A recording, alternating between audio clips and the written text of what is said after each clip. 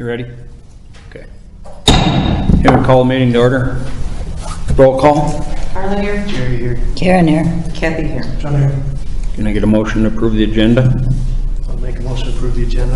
I'll second. Carla, aye. Jerry, aye. Karen, I. Kathy, aye. John, aye. Motion to approve the consent agenda. I'll make a motion to approve the consent agenda. I'll second. Carla, aye. Jerry, aye. Karen, I. Kathy, aye. John, aye. Okay, Lions Club presentation, Jack Schesselman. Yep, that would be me.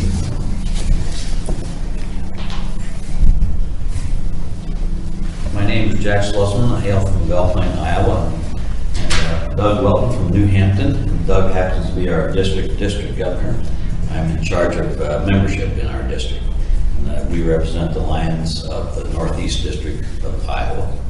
And I guess we're here to, number one, convince you that maybe a Lions Club is something that would be beneficial to your community. And if so, we have your blessing to go ahead and do some canvassing and try and get enough members to get the club started.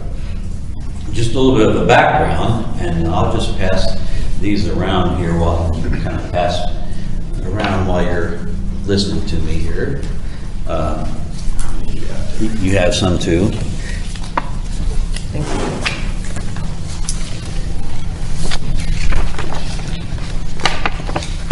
Just a quick background. In 1917, a Chicago businessman named Melvin Jones got together with a few of his cronies, and they thought that instead of just having a social club where you meet, we should maybe try and do something for others. And so they started Lions Clubs, and they came up with the motto of "We Serve." And maybe you've heard about Lions Club from other communities. One of our big things we do is help people with sight problems, whether it's getting used eyeglasses or helping with the eye bank and things like that. Helen Keller addressed the International Convention in 1925 in Ohio. And that's when she challenged the Lions to be nice for the blind people that can't see very well. So that became the main focus for the Lions, but we do a lot of other things to help out with communities. Locally, Lions help out with our country and the world. It's the world's largest service organization. It has over 1.4 million people, or members. And it's like over 45,000 clubs in the world, and it's all over. I think Vietnam, North Korea, and Cuba are the only countries that don't have Lions clubs. And so, believe it or not, China, they have a Lion, they allow Lions, and that's the only service club that they will allow in China. So it's not just a haphazard organization. And we can go on a long time to tell you about the benefits, but I know you're busy, and so you have other stuff to cover. So I guess the first question we are looking for is if you folks think that a Lions Club in this community would benefit the community, and if so, we would like to pursue trying to get one started.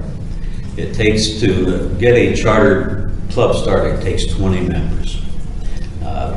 If you have at least 5 members committed, they could be a branch club to a nearby club. And other clubs have started that way before, but it's best if we start with the full below 20. Last summer, we got a new club started in Evansdale, just outside of Waterloo, and they started with 26 new members, and they're still going strong. So, I don't know, District Governor Doug. I would say for your neighboring communities, there's 2 clubs in Dubuque. They have an evening, noon club and an evening club in the area. I guess one of the other things that we're interested in is if we feel that the people of the community would be interested in joining a club like this. I mean, it takes the support of those people for it to go. It's bringing a group of your community people together to help serve your community, and they're organized with the help of the Lions Club to do that. There's a lot of different projects that clubs do, basically to raise money to help support the 5 areas that the Lions clubs work with. So the health or eyesight was the main issue. We work with people who need hearing aids. We work with environment, work with hunger, and our diabetes awareness program, and a Childhood cancer. childhood cancer program. Those are the 5 major areas that Lions Clubs International works with. And the clubs that come together it's a community group of people. They form the club, and then that club is a member of Lions Clubs International. Each individual is a member of the Lions Club locally. And I think we had tried to start one in another community, and we didn't start at the city to find out if the city leaders felt that the community was something the community wanted. And we just went and talked to the business people, and we couldn't get enough people interested in that area. So that's why we kind of feel it would be nice to, come to the city and find out if it's, something, your people in the community, if it was something that they would be interested in having a service, organization in the community too. There's a lot of, I know in New Hampton, we do, one of our major fundraisers is a pancake breakfast. We serve about 900 people when we do that. We do a metal drive that we take in, a scrap metal drive that helps clean up the community. That's one of our environmental projects and fundraisers. We do a youth wrestling tournament as a fundraiser, but it gets the youth involved in things. We help out with other things, carnival at the school. We help the school put that on. There's things like that just as a community group, and we come together. And then when you might get a child at school that needs a pair of glasses, he can't afford them. Okay, they're instructed to come to the Lions Club, and we help them get glasses. Have somebody who can't afford hearing aids, have the molds and stuff done. We have a state hearing aid coordinator that we work with that can help this individual get the hearing aids that they need. I guess that's kind of like the things pretty much that And one of they do. the signature projects that Lions throughout the state do is we support the Kids Site program. I don't know if you've heard of that, where Lions will go in and they'll have a camera, $10,000 camera, and they'll take pictures of the elementary kids, kindergarten on down, and they'll screen them. And they'll send those automatically to Iowa City to be read. And every time we do it in Belpine, we find at least a couple kids that need to be referred. And so they're able to get the corrective glasses that they need. Because if you wait too long as a child before you get corrective glasses, it just is not going to work very well. Lions Clubs International and Iowa, there's a foundation. We have a foundation that the individual clubs, part of the money that they raise in your communities that goes to the foundation, which helps out with grants for disasters, things like that. We support, mentioned the Kids Site program that's in Iowa City, and then the Iowa Lions iBank. Those are all supported by the Iowa Lions Foundation, and the Iowa Lions Foundation helped get the Cochlear Implant Center started in Iowa City at the university. So those are things that we work with. I went down and visited all 3 of those facilities here just a few weeks ago, and it's quite amazing the work and stuff that they're doing. And a lot of their budget, their money comes from the money that the Iowa Lions raise.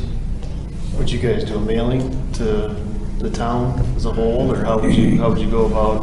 Well, what we did in Evansdale is we had an expert from LCI out of Chicago come help us, and we kind of canvassed the businesses basically, and we got it started like that. We're not supposed to go to individual homes and try and recruit.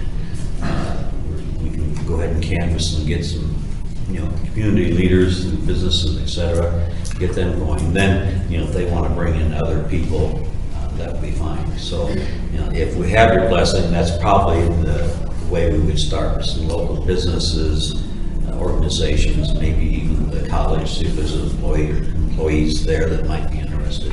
In Evansdale, the mayor, the librarian, the police chief were some of the first ones that joined.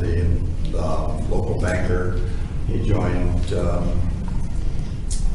going to say there was a chiropractor in the area that joined, and they have a Fairway store, and from there I think they got some members of that joined. So what else do you need from the city?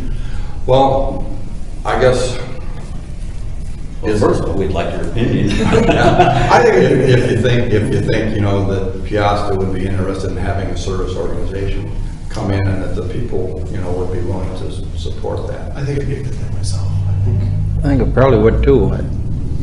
There are some costs involved. I mean, there's dues. Like a $35 one-time only initiation fee, and then it comes up to about $72 a year For the dues. the clubs are the club is the member of the international group, the state group, and the district group, and they are billed. The dues that are paid out per each member from the club is about the $72 a year. But the club determines what their dues are for what they need from the individual to support it. I mean, in New Hampton, we pay about $55 every 3 months for our dues to the club, but then we meet twice a month, and we have a meal involved and stuff like that. But that's up to the club to decide, the group of people when they come together, how they want to run their club. A lot of clubs meet once a month, some twice a month. There are a couple that meet every week, I think. Dubuque Noon meets every week. Cedar Falls, I think. Cedar Falls. But most are either once a month or twice a month. And it changes. And the dues go to help the organization function. For example, we don't get a salary. I mean, a lot of our expenses will get reimbursed through Lions, and that's what dues help to go pay for. And they do have some hired people, especially at the state level and at the international level. District level, you don't have any help, do you? Your wife maybe. But any money that you would raise and send off to either the state or LCI or the foundations, I mean, 100% of that goes to help people. Yeah, the LCIF Lions International Foundation is one of the best foundations out there. So every dollar that we send in, that we raise and donate, they send out to somebody. It's run off of the dues that are brought in and interest off of some money that they have set aside to run the organization. But so I guess, we're just seeing if it's something that you think, would be a benefit to have in your community, and would be that the people would be interested in supporting. What made you think Peosta? That's a nice I thing. think a nice community. Yeah, well, that's part of, but it goes close to Dubuque, so there's another club to help. They have what's called a guiding lion that would come in and help the original group set up. So we have somebody from one of those clubs that would come and help. The community college here, just one of the things that our job is to try and grow Lions. So look at different communities and see. So kind of take them one at a time. The one club that I know started a charter this year was down in Solon, and they chose the name of their club, the Clear Creek Lions, because they have several communities in that school district. You know, that could be a possibility here with the Farley network down the road.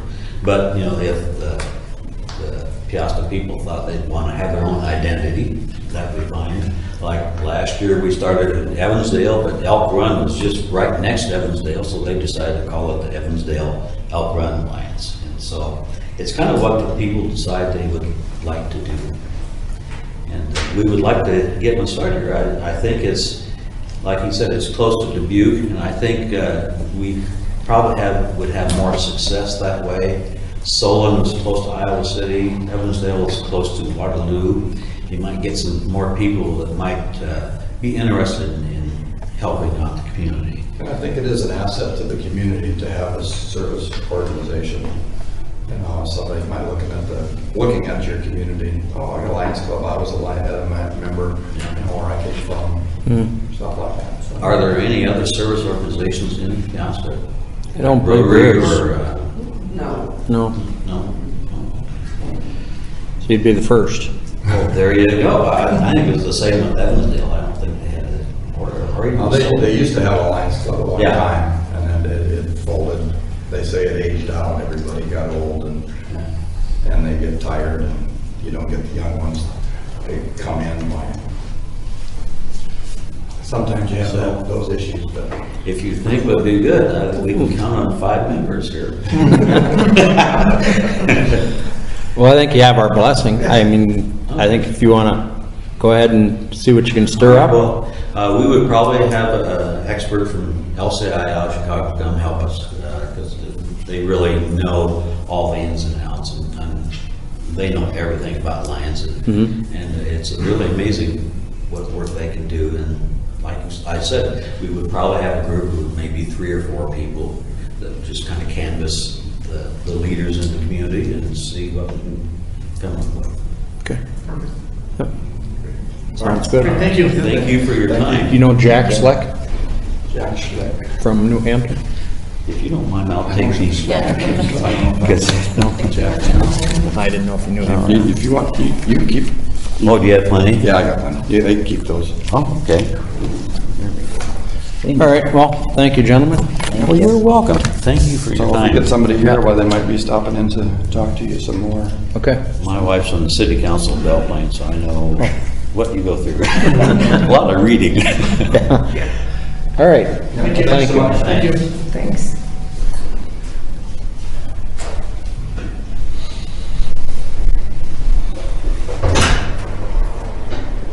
Okay, what's our resolution number, Karen?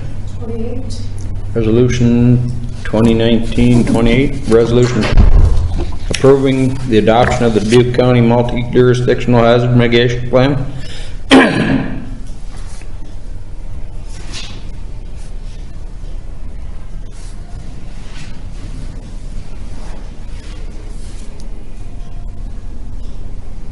I'll make a resolution approving the adoption of the Dubuque County Multi-Jurisdictional Hazard Mitigation Plan. I'll second it. Carl, I. Terry, aye. Karen, I. Kathy, aye. John,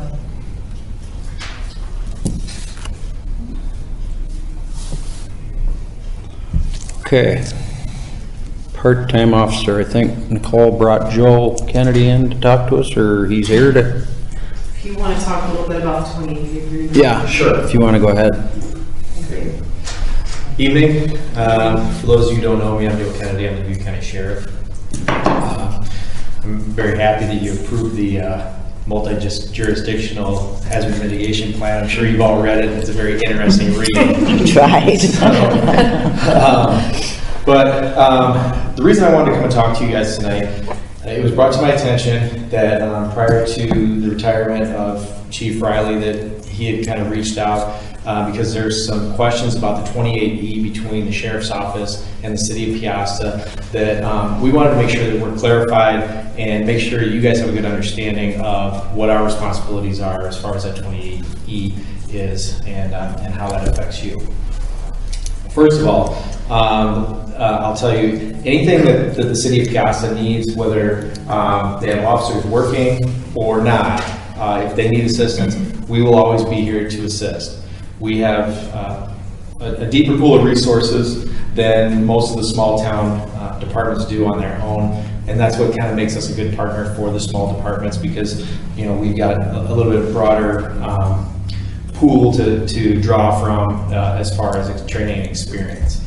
So as long as you guys have calls out here, if you have officers that need assistance, if they have a call that's a little bit beyond their scope of their training, we have no problem coming out. We will always come out, we will always assist and do whatever needs to be done to get the situation resolved. So you don't have to worry about that. The question that was posed to us was like, when people are not working, what is our responsibility and how does that work?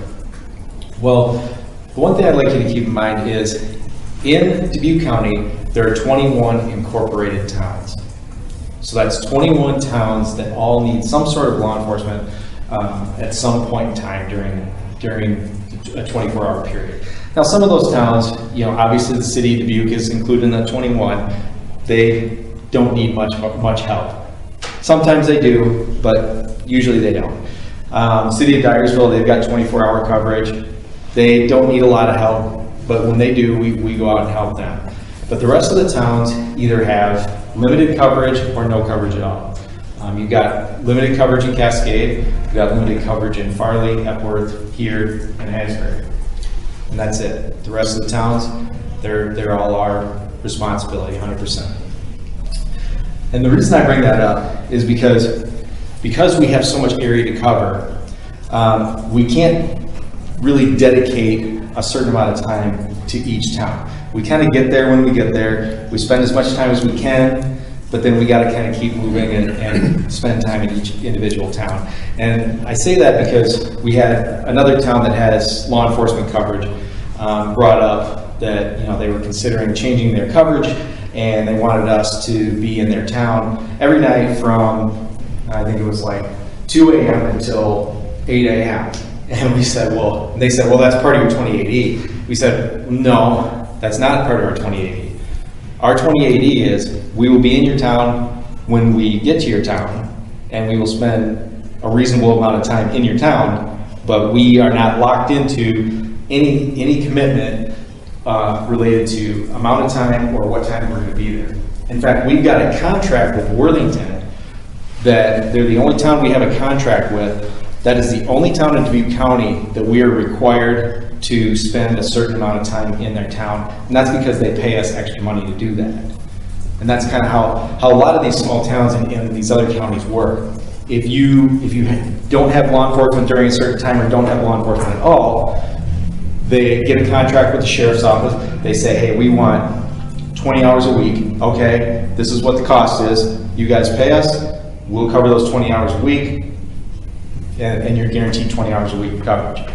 Okay, so our contract out in Worthington, it's a pretty small contract. I mean, they're a smaller town, about 400 and some people. So we contract, I think, between 16 and 20 hours a month is what we're required there. So less than an hour a day, really. But it works out. So, but in addition to covering those towns when we can, and covering Worthington in our contract time, we also have 28Es with all the surrounding counties too. So in my law enforcement career, for call response, I have been to Peosta, I have been past Galena, I have been to Garber, I have been, believe it or not, to Buny. Oh yeah. I have been to Macoka, and I have been to Anamosa. And those are all just responding to assist other agencies with calls. So really, even though the county of Dubuque is about 526 square miles, our coverage area, because we have these 28Es, is really about 1,000 square miles. And on the given day, we've got between 3 and 5 guys out that are covering that space. So that's why I wanted to come here and talk to you guys, answer any questions you had about the 28E, and hopefully, resolve any issues that you might have, or maybe we can work something out if you guys need, if you don't think that something's working for you, maybe we can look at it and see how it can be readjusted or something. But I just wanted to see kind of what you guys' concerns were, and how we can work together, because we do have a very good working relationship with the Peosta Police Department. We always have, and we plan on continuing that. However you guys decide to proceed, as far as your law enforcement needs in the near future here, we'll be willing to step up and help as much as we can, but just know that we can't guarantee certain things. So, what questions do you guys have for me? That's kind of what I thought it was, because you do see your presence in town, Right. but not on a, certain times, certain days. Yeah. But you do go through certain times, and if you need it, then you do respond. Right. It's not like you're scheduled at 8 to 9, or. No. But do you come in town, like if we don't have an officer overnight, do you schedule a time or No, a rotation that they? No, we don't do that. But one thing you do need to understand too, that Peosta and Epworth and Farley, because they are centrally located towns, they probably get more attention from our department than any other towns in the county. Just because we always have officers cutting through, going south, going north, going east, west. It's kind of a middle of the road area. So your town actually probably gets way more of our attention than what or what anybody else really does. When you say attention, it just so happens because you're just when you drive by. Right. But if something pops up, we'll take care of it. Yeah. I think we've always gotten excellent assistance from the county. That's, Well, thank you. We appreciate it, and We always have. we intend on continuing that. So. glad to hear that. Thank you. I think that was what we understood it to be, the way you Okay. explained it. I don't know. Yeah, that's Somebody else had a that's what we thought. We knew there wasn't Yeah. a specific time you could be here. schedule or, yeah. Or- Yeah, no problem. Like I said, the reason that I wanted to make sure that was clear was that we had that issue with another town, and they just had a hard time understanding that, that, Why you yes, weren't there. why we couldn't be there these set hours, because they're taxpayers too. And we said, well, yeah, but so are the other 37,000 people in the unincorporated and small towns in Dubuque County. So, we have to give them their due attention as well. So. The confusion may have come in with one particular day where there was a whole bunch of events going on, and Okay. I thought, well, can we get those guys? Yeah, and anytime you guys have like a special event, when you have the parade and in the fall and everything, we usually have guys here. I think we've always had people here for traffic control. I mean, we're always available for that kind of stuff. Anytime you need something like that, we can always help you out.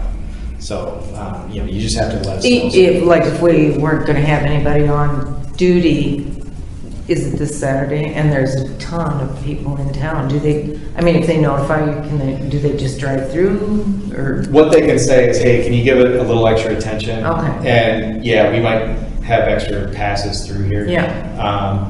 But like I said, this is kind of a main crossing road anyway Right. for us. So it's pretty rare that one of our guys, couldn't get to the town of Peosta in 10 minutes.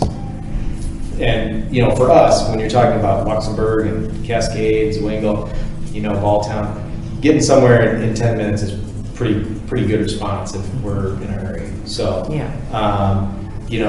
And then the other thing too that we always do, so when we have like a big call, they had the accident out here with the anhydrous tank last week by Farley. So all of our guys were out there except for one. Well, that one guy usually hangs out in Peosta or in Epworth. So, we keep that guy what we call central so that they can respond to calls in a reasonable time frame anywhere in the county. So, you guys actually get a lot of coverage that you probably don't know about. Yeah. So, We also have the CM police that are out there as well. As well.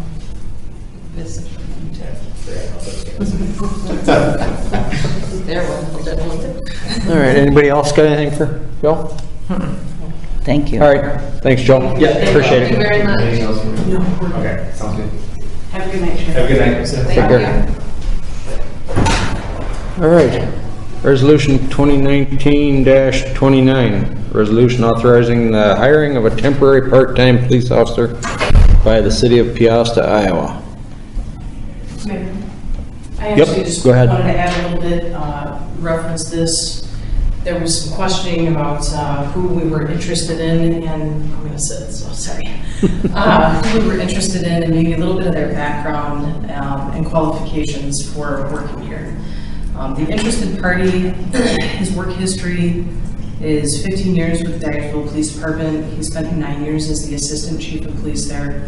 And prior to that, he spent 6 years with Modern Fold Factory, and then take him all the way back to high school. So he's been with Dyersville for his whole career. He does have certifications as a taser instructor, a CPR and first aid instructor, ASP baton instructor, a handcuff technique instructor, defensive tactics instructor, as well as he was an ALICE instructor at the same time as me, and we spent the past 8 years working on classes for ALICE active shooter training. So I've worked with him out in Dyersville and training Beckman and Xavier, and he's helped me with many of my classes, including one that even Karen was able to go to. Personally, he's been married for 9 years. He has 3 kids, and he lives out in the county near Dyersville. So that's as far as his background. He's also doing our CPR and first aid certification tomorrow.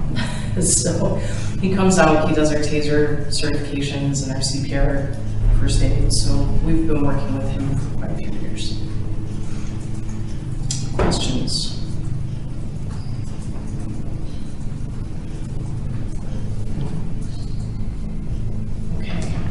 Okay, thank you.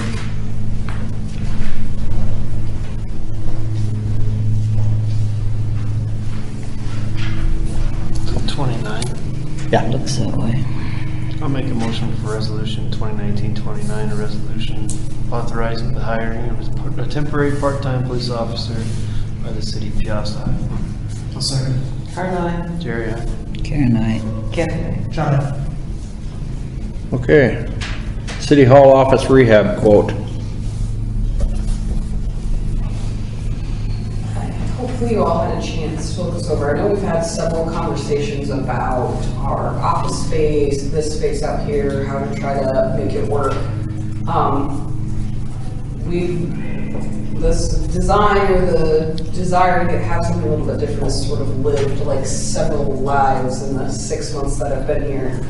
But we've been thinking and talking about this plan for probably 6 weeks now, maybe a while. We've kind of muddled it through and talked to all the experts. So we feel like this may be the most cost-effective way to buy us some time and make better use. The issue now is that I think almost all of you have probably been involved in meetings in my office at one point or the other, and it's just, I mean, the space, the amount of space is adequate. It's just in absolutely no way private at all. It's not possible to have meetings. Well, I guess the space isn't adequate if any more than 3 people can't fit in there. And so it's a little counterproductive just when it comes to getting things done. I mean, anyone coming into the office at all has to come through my office. And just with the amount of things we have going on, it just, it's a little bit disruptive in terms of, I usually have things to discuss even with people that come in, but it's just really a constant sort of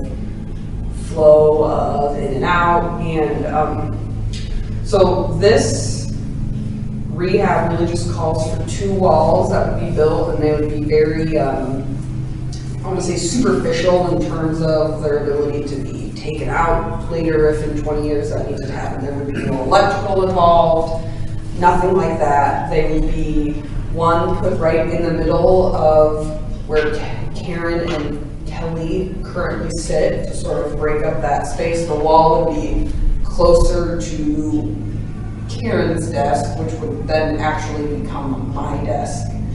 And then the other wall would be in the middle of the storage room. So the left side of the storage room would remain storage, and the right half would become a small conference room that could be used obviously by me or anyone else that needs it. I know also downstairs they also have a need for meeting space. Their meeting room gets used a lot the large meeting room as well as the room with the copier in it. So that would just be a good extra space. We talked to Dean and Matt about the possibility of them just kind of whipping this out. And they said, well, let's get a quote and look and try to evaluate. So we got this information from the dean, and he said, that he would itemize it out like this so we could decide which pieces it would make sense for us to do by ourselves. But when the gentlemen saw this, they don't feel that they could do this in any sort of fashion that would meet this in terms of dollars. So that's installed. Yeah, this is just done. The only thing we would have to do is paint it. Oh, If you wanted privacy, I don't think that barn door gives you any privacy. Do you not want a normal door? Well, I think we talked about the two options were either putting the barn door on so that in between like my wall and then would be Karen on the other side of the room, or we could also put the barn door, switch the door between my office and the conference room, and put the barn door there and then a regular door in between me and Karen. We are a little bit, the barn door. Is the barn door just because you already have it and you don't know what to do with it? Or? Well, but we also thought that would be, it will look a little bit better, make it not look so because it's basically going to be a bunch of square offices now, and we are going to try to avoid there might be some air circulation kind of problems, so it will help just to even be over there, kind of cut off, so that when people need to talk to, now if people need to talk to Kelly, which is fine, but it somehow always ends up involving me, just because. Because you're right there. Right. You're in between. Yeah. Because I'm right there, and again, in some ways it's been great. I've been able to have a lot of good conversations and get to know people better, but it's becoming harder as I have things that I need to take chunks of time to work on. So I think the barn door would probably give you a little more room in your office. Right, it'll be for space and it will look nice. And they talked about we're gonna build, Dean was in there with me, so they worked this through. But he's gonna put a little a recessed mini half wall, so it will actually close all the way. It won't just because they had that same thought. But the two the air vents in there don't work really well, so we're hoping at some point though keeping that open will kind of help make sure that one of us doesn't freeze out and one of us isn't. And at this point it's cost savings because we have that, and it will look nice. I just didn't know if you didn't know what to do. No, I think this would be a huge improvement. You guys, I'm a friendly person. I enjoy chatting with everybody. It will just be nice that I'll have the option to be private. Yeah, not available, right? And for conversations that just are better. Yeah. Best to be. I think it's a pretty reasonable quote. sounds good to me. Yep. Do we need a motion on this? Please. I'll make a motion for, was it Bico Custom Homes? Is that who it is? Or Boco for $14.79 to do the changes? I'll second. Carla, aye. Jerry, aye. Karen, I. Kathy, aye. John. Okay, resolution 2019-30. Resolution setting the public hearing date for the code adoption.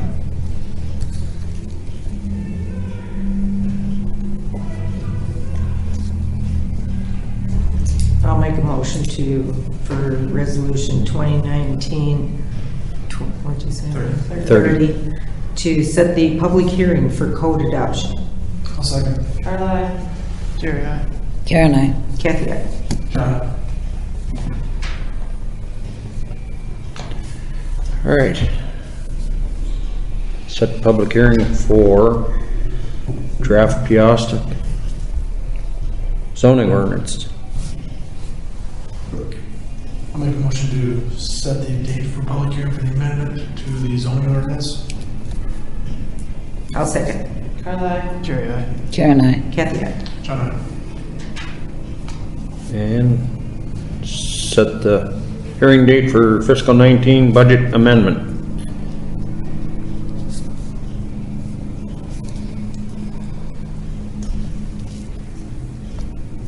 I'll make a motion to set the public hearing date to amend the fiscal year 19 budget. Public hearing to be held on May 28th. I'll second. Carla, aye. Jerry, aye. Karen, I. Kathy, aye. John, aye. Other business and correspondence, Gary? Karen or Whitney? Nobody? No citizen comment? I'll make a motion to adjourn. I'll second. Carla, aye. Jerry, aye. Karen, I. Kathy, aye. Did you second that? I'm sorry. Did you second that? Oh, who seconded? Jerry. We are adjourned. Jerry. This guy. Sorry. This guy's right here. Motorcycle man. I just found out Jerry's motorcycle. Not aware. Scared me half to death.